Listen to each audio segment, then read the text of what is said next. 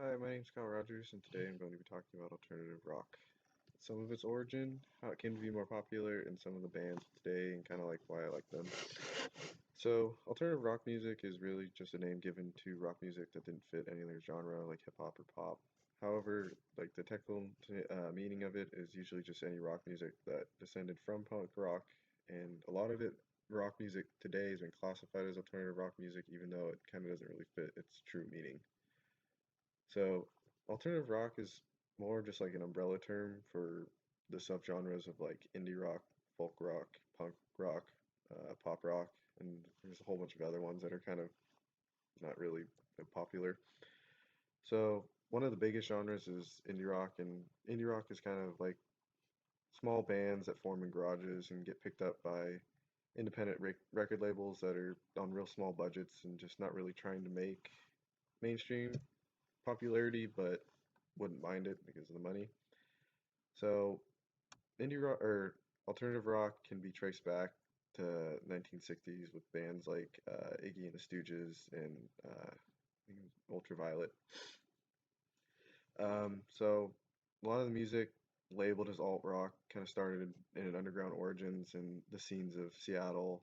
LA, and Chicago, and kind of it grew in popularity on college campuses because they're kind of the people that would go out to just small shows and venues and find these sort of bands and would bring them back to school and find them and start playing them on their college campus radio shows. So one of the things when I was doing researching that REM was sort of the band that started was kind of the forefront of alternative rock, and they started out in the 1980s and kind of gained like a cult following of college students. And with those college students, they kind of introduced what alternative rock was. And so they became the new producers and owners of record label companies and brought on these small bands and tried to make them more popular. And so one of the biggest bands that I think of all time that can be paired with the alternative rock category is Nirvana. And they made their biggest hit in the 1990s with their uh, biggest album, Nevermind. But with the death of Kurt Cobain and all that, they kind of faded out. And so bands like the Red Hot Chili Peppers, Pearl Jam, Soundgarden all sort of picked up the slack and carried it out all through the 90s and into the 2000s, where other bands like the Foo Fighters picked it up and carried in more of the commercial success for this genre. Today, it is kind of sort of one of the biggest genres of music because of how it encompasses so many different types of genres or subgenres, you could say. So I kind of sort of found it because I used to listen to a lot of classic rock with my parents on like the radio and stuff. And so as I got older, kind of understood what music truly was and like actually understanding how it was developed and it wasn't just some sound I heard coming from the radio with lyrics and just instruments.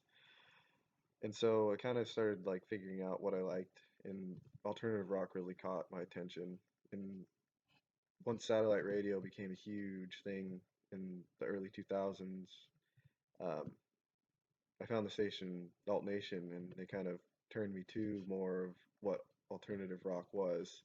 And they've actually made it a lot better or more accessible for people to find new bands and new alternative rock. And one of the bands that I really picked up on was 21 Pilots, and they've got this unique, distinct sound of an indie alternative rock who's gained large commercial success, but when you look back to their smaller early productions, they've stayed pretty true to their music, which is actually something that rarely happens when it comes to commercial success in the music industry today. And so there's other bands like Saint Motel who've had great success with being able to be brought on to even like car commercials with Volkswagen who featured their song Just My Type, and they kind of sort of just blew up overnight because of that. And so, I mean, I think that alternative rock really is going to move into more of a bigger part of the American music culture today because of just how well they're able to find these small bands and all of a sudden turn them into these sensational groups overnight and really catch the eye of the younger generation, even some of the older people, because of their pop origins, along with a lot of their punk and rock uh, type music. And so that concludes my presentation on alternative rock music. I'm really glad that I got put towards this type of music, and I think that if you haven't ever listened to any of these types of bands, that you should really give them a chance because they do sound really well. And thank you.